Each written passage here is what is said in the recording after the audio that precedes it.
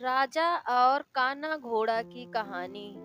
एक राजा के पास एक हष्ट पुष्ट और सुंदर घोड़ी थी। वह उससे बहुत प्रेम करता था और उसका विशेष ख्याल रखता था। इसका कारण ये था कि युद्ध क्षेत्र में घोड़ी ने कई बार राजा के प्राणों की रक्षा की थी। ये घोड़ी की वफादारी थी जिसने राजा का दिल जीत लिया था। घोड़ी ने कई वर्षों तक राजा की सेवा की और पूर्ण वफादार बनी रही। जब उसकी उम्र हो गई तो उसकी जगह उसके बेटे ने ले ली। घोड़ी का बेटा हष्ट पुष्ट था, मगर उसमें एक खामी थी, वह जन्म से ही काना था। इस बात को लेकर वह हमेशा दुखी रहता था।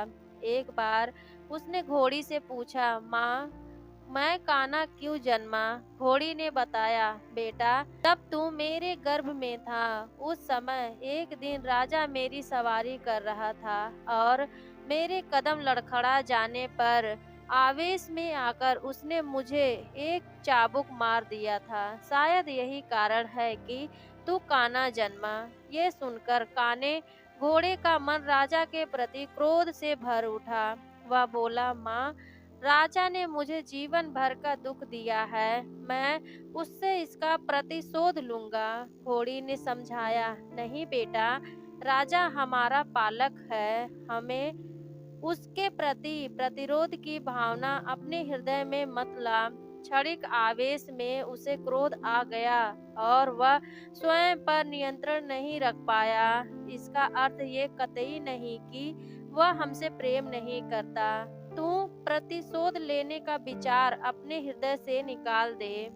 माँ के समझाने पर भी काने घोड़े का क्रोध शांत नहीं हुआ। वह राजा के प्रतिशोध लेने का अवसर ढूंढने लगा।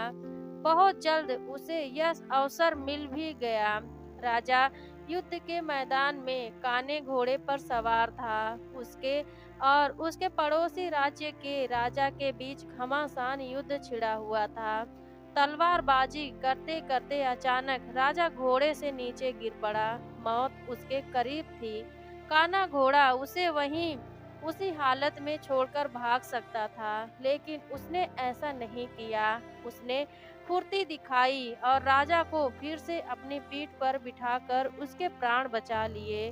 वह चकित था कि उसने ऐसा क्यों किया। जिस व्यक्ति ने उसे काना बनाया, उसने उसके प्रति वफादारी क्यों दिखाई, क्यों उससे प्रतिशोध नहीं लिया?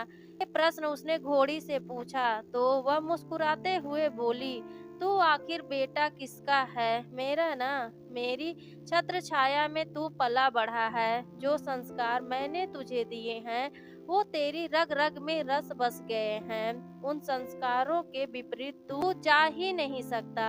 वफादारी तेरे खून में है बेटा, तू वफादार ही रहेगा।